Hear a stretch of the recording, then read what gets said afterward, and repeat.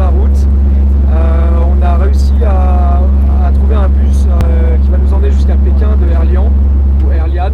C'est une ville frontière entre la Mongolie et la Chine. On a fait d'heureuses rencontres. Il y a Baptiste qui est juste à ma droite, qui a une super couchette aussi. Qu'est-ce que t'en penses? Pas confort. Ouais. Super confort. Ouais, c'est plus ma taille. On est dans un sleeping bus, donc on en a pour 15 heures. On sera à 5 heures du matin à Pékin. Donc je voulais savoir un peu ton parcours, ce qui t'a amené à voyager pendant cette année. Donc en gros je voyage avec ma femme qui est en dessous là qu'on voit pas, qui est sur la couchette du dessous. Qui s'appelle Claire. Il y a Claire qui est juste là. Hello. Et donc Baptiste, tu es français, français, on est de la région parisienne. Et donc ça fait un petit bout de temps je pense, bien 3 ans que ça nous trotte dans la tête de partir. Et là donc c'est dingue, si on le fait pas maintenant on le fera jamais. Et donc on est parti pour un an, voir un peu comment ça se passe ailleurs, rencontrer les gens, découvrir des paysages magnifiques.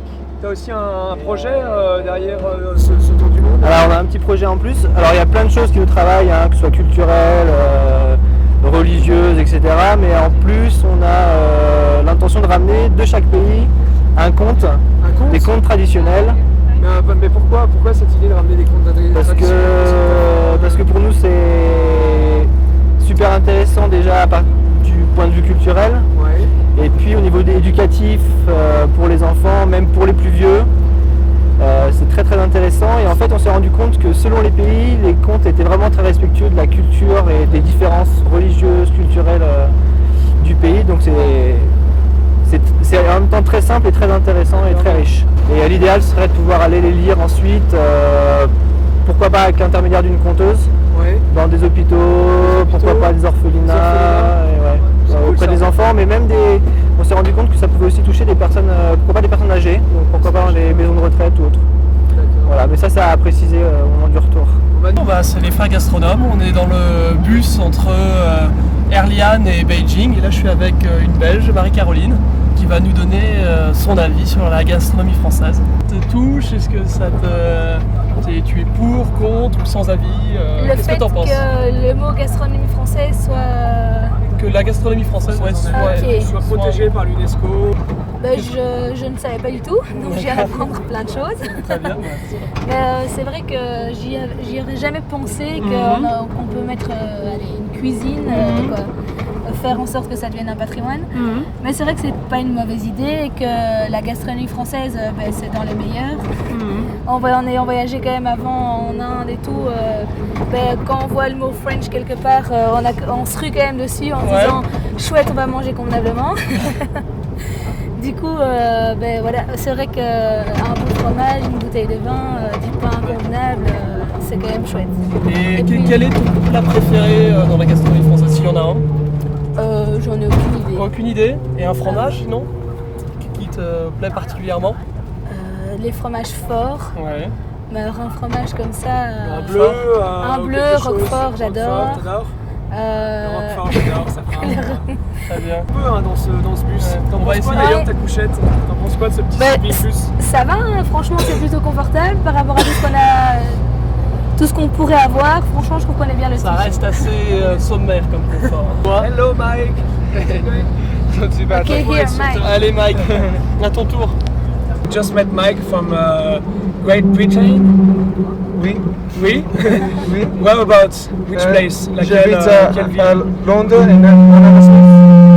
So you know a little bit of project, or should I? You've learned a little bit. What do you think about it? What do you think about the fact that 2 French guys are going around the world to interview people about French gastronomy?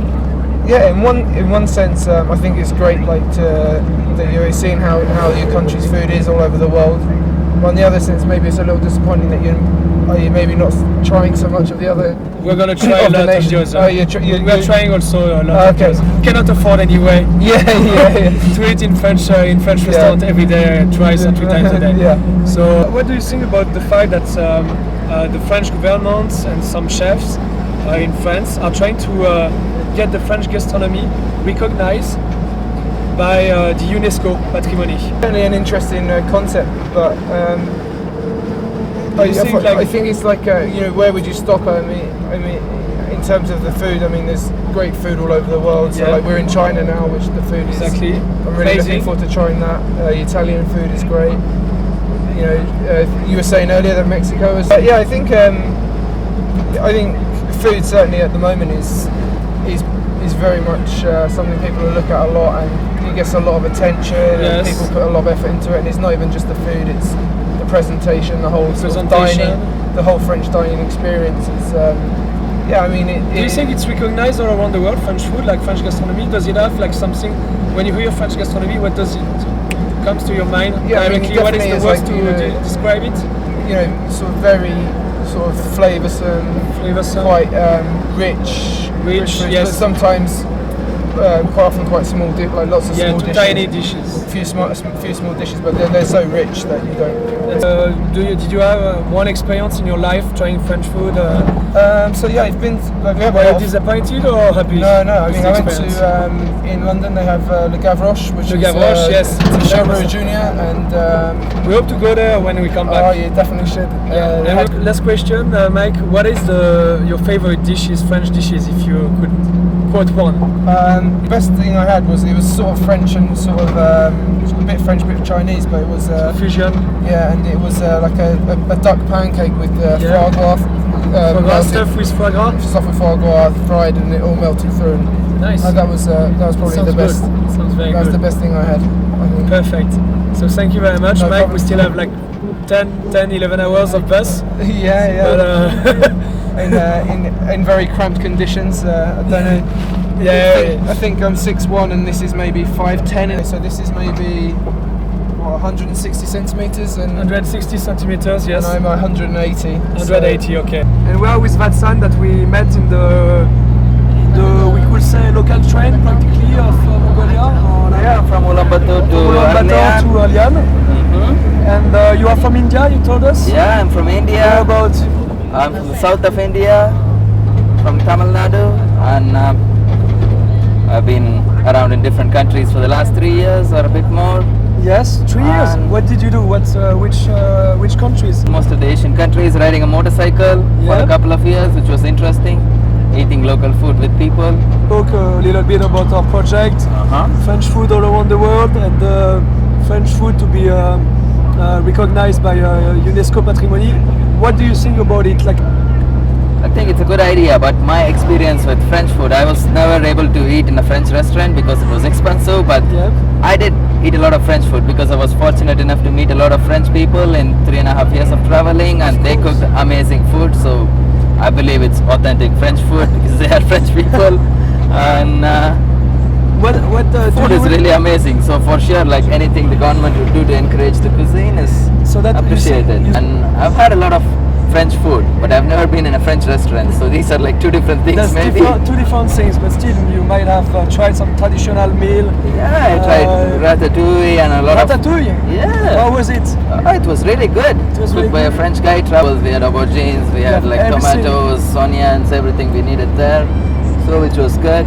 And what else did you try? Do you remember? I tried a lot of some baguettes, croissant, and like different breakfast from French and like some like that. Yeah, that's good. Which is good. Which was really good. And where did you try it? Mostly in Laos and Vietnam because it was French places from before, so there was some French food left. Sure, go to Laos. The people are amazing. I know what the French people told about the Laotians. Yes. I think the Vietnamese grow the rice and like the Cambodians work in the fields, but the Laotians are lying down and listening if the rice is growing. So, but they are like one of the most amazing people I've met in my life. Really relaxed and very, very laid back people, and an amazing culture. So go there. I recommend it. Good luck to you guys, and you have a very interesting project. I hope you get amazing food, you get to taste amazing food all around the world. My family, to my relatives, I've been on the road for a long time and I don't meet you as much, but I think about you all the time, and I hope one day I'll get to spend more time with you. Perfect. Bye-bye. Bye-bye. See you soon.